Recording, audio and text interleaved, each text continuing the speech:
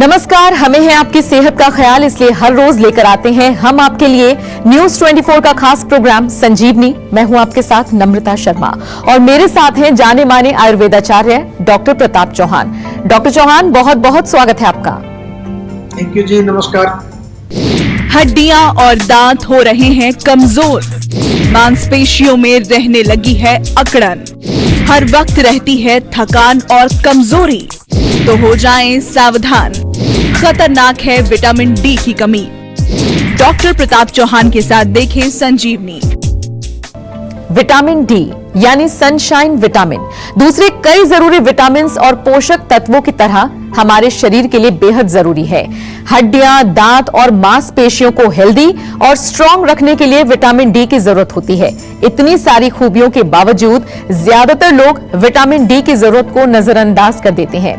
70 से 90% भारतीय vitamin D की कमी से जूझ रहे हैं। ऐसे में विटामिन डी की कमी को हल्के में लेकर आप कौन सी बड़ी बीमारियों को न्योता दे रहे हैं, आइए जानते हैं डॉक्टर चौहान से। डॉक्टर चौहान, शरीर में विटामिन डी क्यों जरूरी है और इसकी कमी सेहत के लिए कितनी खतरनाक साबित हो सकती है? देखिए, बहुत अच्छा विषय है। वैसे तो विटामिन वगैरह का डायरेक्ट कोई जिक्र आयुर्वेद की पुस्तकों में, जो हमारी क्लासिकल टेक्स्ट बुक्स हैं, उसमें नहीं मिलता है। हमारे यहाँ पर जो है पोषण का जो कॉन्सेप्ट है, न्यूट्रिशन का कॉन्सेप्ट है, वो अलग प्रकार से लिखा हुआ है कि किस प्रकार से शरीर में हमारे भोजन पचने के बाद रस बनता है, फिर धातु बनते हैं। लेकिन ये विषय बहुत अच्छा है विटामिन डी वाला, इसलिए इस पर थोड़ा ध्यान से दर्शकों को मैं कहूंगा ध्यान से सुनिए, क्योंकि आजकल जितने लोग हमारे पास आते हैं, काफी लोगों को आजकल एक शौक लगा है कि वो पूरा टेस्ट कराते हैं पूरी बॉडी के। कुछ ऐसी लैब्स हैं जो बड़ा सस्ते टेस्ट करती हैं, लेकिन विटामिन डी सरप्राइजिंगली सबका कम निकल रहा है। बहुत सारे लोगों का तो 5 आता है, किसी का 10 आता है, जबकि वो 60, 70, 90 के करीब होना चाहिए। तो ये क्या वजह है इसकी, इसको भी समझेंगे और क्या कर सकते हैं। ये जरूर हमें समझना चाहिए कि विटामिन डी की इंपॉर्टेंस क्या है। ये हमारे शरीर में कैल्शियम और फास्फोरस को एब्जॉर्ब करने का काम कराता है। जो हम भोजन में कैल्शियम खाते हैं, कई लोग कैल्शियम की टैबलेट खाते हैं, अगर विटामिन डी नहीं है उचित मात्रा में तो वो शरीर में एब्जॉर्ब नहीं होगा। दूसरा, हमारी हड्डियों को जो है मजबूती देता है, दांतों को मजबूती देता है। जो हमारी जो मसल्स हैं उसमें भी इसका रोल है, उसकी जो मसल की शक्ति के लिए। और इम्यूनिटी बूस्टर भी इसको कहा जाता है, रोग प्रतिरोधक शक्ति को मजबूत करता है विटामिन डी। अगर विटामिन डी की कमी हो जाएगी, डेफिशिएंसी हो जाएगी, तो सबसे पहले तो आपकी हड्डियां कमजोर होंगी। ऑस्टियोपोरोसिस उसको कहते हैं आज की भाषा में। ऑस्टियोमलाइसिया एक अलग रोग होता है हायर लेवल पर। हड्डियां टूट सकती हैं, फ्रैक्चर उनमें इजीली हो सकता है, ध्यान रहे इसका आपको, अगर विटामिन डी आपका नहीं है। हड्डियां और मसल्स जो है उनमें दर्द होता है, पेन होता है, स्टिफनेस हो सकती है। और हड्डियों में जो है खास तौर से जो हड्डियों के मसल्स के रोग होते हैं, जैसे फाइब्रोमाइल्जिया आपने सुना हो। और एक चीज बड़ी इंटरेस्टिंग है, ध्यान इसको दीजिए थोड़ा, विटामिन डी की कमी से थोड़ा सा मूड भी व्यक्ति का जो है वो खराब होता है। डिप्रेशन टाइप के भी लक्षण कई बार विटामिन डी की कमी से देखने को मिलते हैं। तो यदि आपको कभी डिप्रेशन हो रहा है, एंजाइटी हो रही है, थोड़ा सा मूड आपका जो है अच्छा नहीं है, तो जरा चेक कर लीजिए कि विटामिन डी आपका कम तो नहीं। विटामिन B12 की कमी से भी ऐसा होता है। आगे बढ़ते हैं। सफेद तिल के बारे में तो आपने सुना होगा। सफेद तिल का सेवन करना कैसे आपकी सेहत के लिए फायदेमंद हो सकता है, ये बताएंगे डॉक्टर चौहान संजीवनी टिप्स में, लेकिन अब से थोड़ी ही देर के बाद। डॉक्टर चौहान, अब ये बताइए विटामिन डी की कमी के लक्षण क्या हैं और ये किन कारणों से होती है? देखिए, जो विटामिन डी है वो, जैसा कि आपने शुरू में बोला, इसको सनशाइन विटामिन भी बोलते हैं, क्योंकि धूप का सेवन यदि आप नहीं करते, कारण आपने पूछा, अगर आप धूप का सेवन नहीं करते तो आपको विटामिन डी की कमी हो जाएगी डेफिनेटली। बहुत सारे लोग आजकल देखें, खास तौर से जो ऑफिस में काम करते हैं, पूरा दिन बिल्डिंग के अंदर, उसके बाद घर चले जाते हैं। और खास तौर में भारत के लोगों को पता नहीं क्या एक प्रॉब्लम है, तो कहते हैं बाहर धूप में जाएंगे तो काले हो जाएंगे। अरे काले हो जाएंगे तो क्या प्रॉब्लम है उसमें, आप तो वही आदमी रहने वाले ना, काले गोरे से कुछ नहीं होता, थोड़ा ध्यान दीजिए। और बड़े शहरों में जो है बिल्डिंग्स इतनी ऊंची ऊंची, कहीं कहीं धूप ही नहीं आती है पूरा दिन, या पोल्यूशन से पूरा वो कवर्ड रहता है हमारा वातावरण बाहर का, वो भी एक कारण होता है। और जिन लोगों की ऑलरेडी थोड़ी डार्क स्किन होती है, तो तो वो क्योंकि सनशाइन बहुत ज्यादा एब्जॉर्ब उनके बॉडी में नहीं हो पाता है, वो भी एक कारण बनता है। और विटामिन डी का प्रॉपर एब्जॉर्प्शन ना होना, आप सनशाइन में भी जाते हैं लेकिन बॉडी में एब्जॉर्ब नहीं होता, ये भी एक कारण है। या लिवर का कोई रोग है आपको, या किडनी का कोई रोग है, उसके कारण भी विटामिन डी की डेफिशिएंसी आपको हो सकती है। लक्षण क्या होंगे, कैसे पता चलेगा आपको कि विटामिन डी कमजोर हो रहा है? अगर आपको अपने शरीर में थोड़ी थकान महसूस होती है, कमजोरी महसूस होती है, शरीर में हरारत सी रहती है, आपको बिना मतलब आपको कोई बुखार उखार नहीं है, तो ये भी एक आपको ध्यान देने वाली बात है। या जोड़ों में हड्डियों में दर्द होता है, आपकी मसल्स में क्रैम्प्स, कई बार मसल्स में अकड़, एकदम से क्रैम्प आ जाता है, मसल अकड़ जाती है, वो एक प्रॉब्लम है, तो उस पर भी थोड़ा ध्यान देने वाला है कि कहीं विटामिन डी की कमी तो नहीं है। या फिर जो है मस्कुलर पेन, कहीं कहीं पर मसल्स में दर्द, कई बार आपकी चेस्ट की मसल्स में दर्द या और कहीं दर्द होता है, या उसमें अकड़ाहट होती है, स्टिफनेस होती है, मूड स्विंग आपका होता है, किसी भी काम में आपका मन नहीं लगता है, काम करने की इच्छा नहीं होती है। या हेयर लॉस, कई बार विटामिन डी की कमी से हेयर लॉस भी देखा जाता है। और कुछ लोगों में हमने ये भी देखा है कि जिनका पेट खराब रहता है, इंडाइजेशन रहता है, वहां पर कारण कई बार विटामिन डी की डेफिशिएंसी होती है। चर्चा को आगे बढ़ाएंगे, लेकिन उससे पहले संजीवनी दर्शक हमारे साथ जुड़ रहे हैं छत्तीसगढ़ से। डॉक्टर साहब, संदीप आपसे बात करना चाहते हैं। संदीप जी, क्या जानना चाहते हैं आप? नमस्कार जी। नमस्कार सर, मेरे को हेयर लॉस की प्रॉब्लम है बहुत ज्यादा। अच्छा, कितनी उम्र है आपकी अभी? 30 वर्ष। 20 वर्ष में अगर हेयर लॉस आपको हो रहा है तो 2-3 चीजें मैं आपको यहाँ बता दूंगी। एक तो जो है, आप आंवले का सेवन जरूर शुरू कर दीजिए। आंवला जो है वो बहुत बढ़िया टॉनिक है, आयुर्वेद में रसायन है, बालों के लिए भी बहुत अच्छा है। जब आप जीवा से संपर्क करेंगे तो और भी आपको अच्छे रसायन हम देंगे बालों के लिए।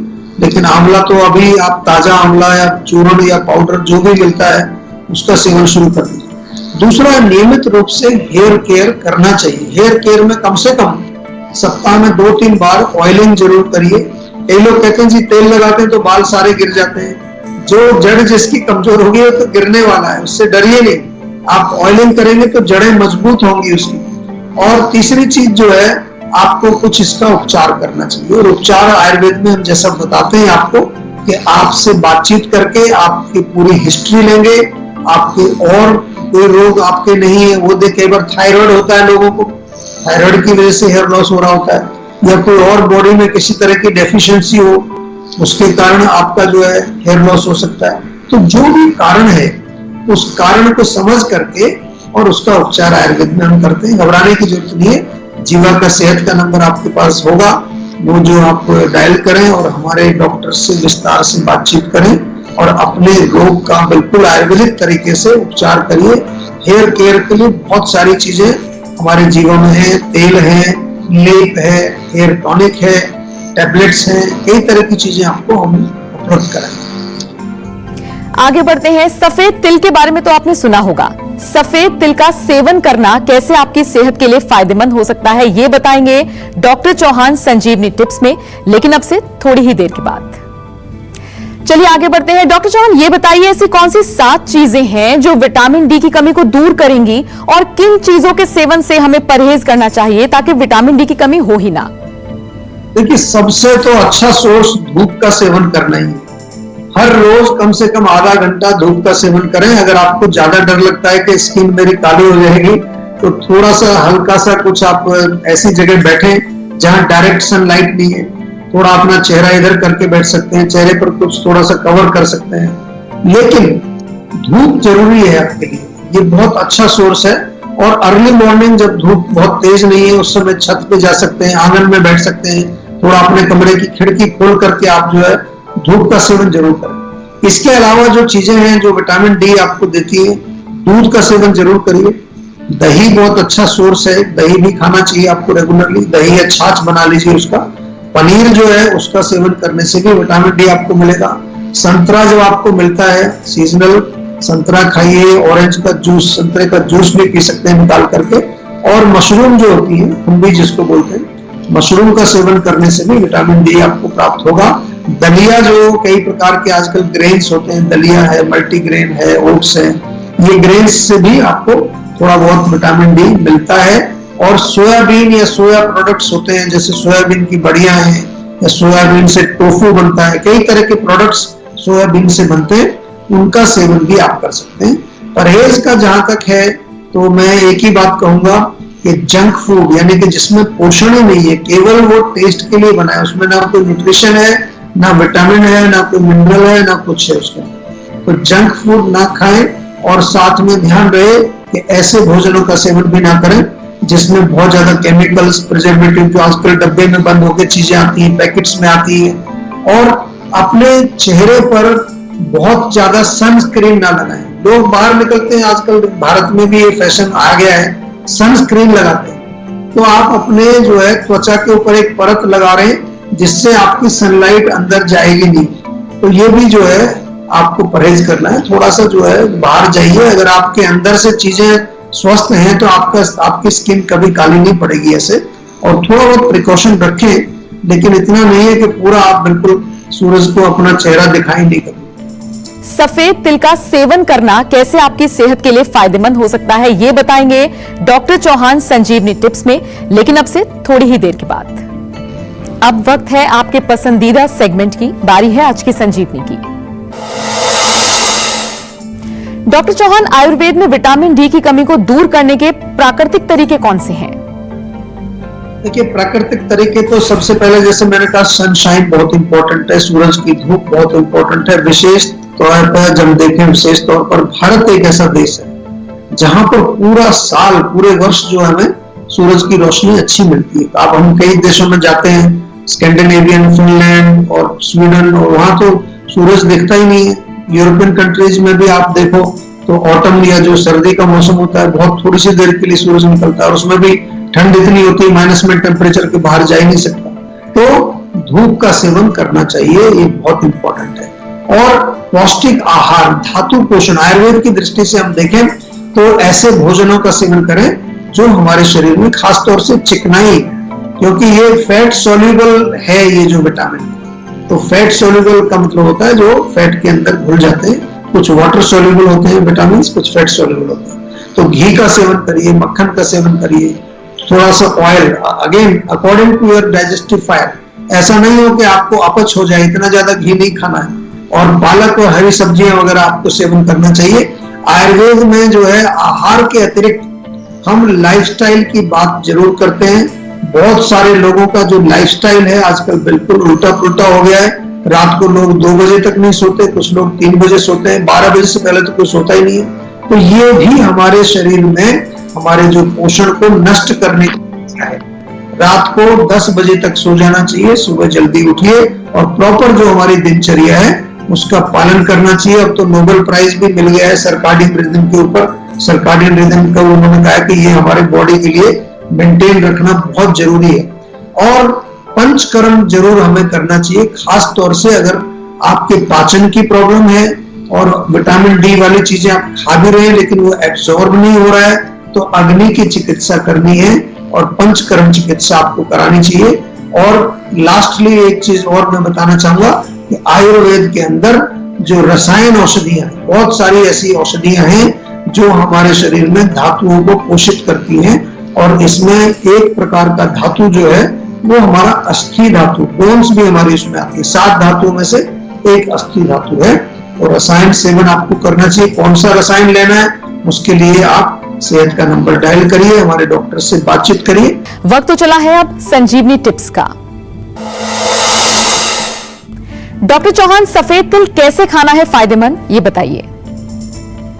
देखिए, सफेद तिल जो है आपको इजीली अवेलेबल है, घर में भी लोगों के होता है। थोड़ा सा उसको रोस्ट करके रख लेंगे अगर, और 1-1 चम्मच दिन में 2 बार खाएंगे तो आपकी हड्डियों को मजबूत करता है। कैल्शियम इसमें होता है अच्छी मात्रा में, हड्डियां मजबूत होंगी। या फिर ऐसे ही जो है कच्चा जो तिल होता है, तिल के, सफेद तिल के बीज, 1 चम्मच आप ऐसे ही चबा करके अगर खाएं उसको अच्छी तरह से, तो दांतों के लिए बहुत अच्छा है, दांतों को मजबूत करता है। उसको आप जो है, क्योंकि अगेन उसमें जो हड्डियों के लिए जो चीज है, तो हड्डियां और दांत एक ही जैसे होते हैं। पौष्टिक भी है, बहुत ज्यादा न्यूट्रिशियस होता है।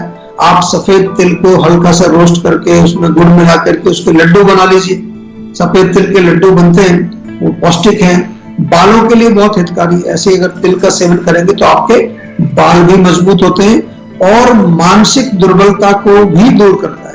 जिन लोगों को थोड़ा सा डिप्रेशन रहता है, मन जो है वो दुखी रहता है, वो भी तिल का सेवन करेंगे तो उसका मन जो है मजबूत होगा। बिल्कुल डॉक्टर साहब, तमाम जानकारियां दर्शकों तक पहुंचाने के लिए आपका बहुत बहुत धन्यवाद। थैंक यू जी। हम उम्मीद करते हैं कि आप भी आज डॉक्टर प्रताप चौहान को सुनने के बाद सेहतमंद रहने की तरफ अपना एक और कदम बढ़ाएंगे और इसमें आपकी मदद करने के लिए आपके साथ है सेहत का नंबर 0129404004। ये नंबर फौरन घुमाएं और अपनी कॉल रजिस्टर करवाएं। आप हमें ईमेल भी कर सकते हैं। हमारा ईमेल आईडी है info@jiva.com। फेसबुक के जरिए भी आप हमसे जुड़ सकते हैं। हमारी फेसबुक आईडी है www.facebook.com/jiva ayurveda। हमेशा स्वस्थ रहें, तंदुरुस्त रहें और खुश रहें। इसी उम्मीद के साथ कल फिर होगी आपसे मुलाकात। आज दीजिए इजाजत। नमस्कार। नमस्कार, मैं हूं मानक गुप्ता। अगर आपको हमारा ये वीडियो पसंद आया हो तो इसे लाइक और शेयर जरूर करें और हां, हमें सब्सक्राइब और फॉलो करना ना भूलें ताकि आप देश और दुनिया की कोई खबर मिस ना करें। तो जुड़े रहिए हमारे साथ और देखते रहिए न्यूज़ 24।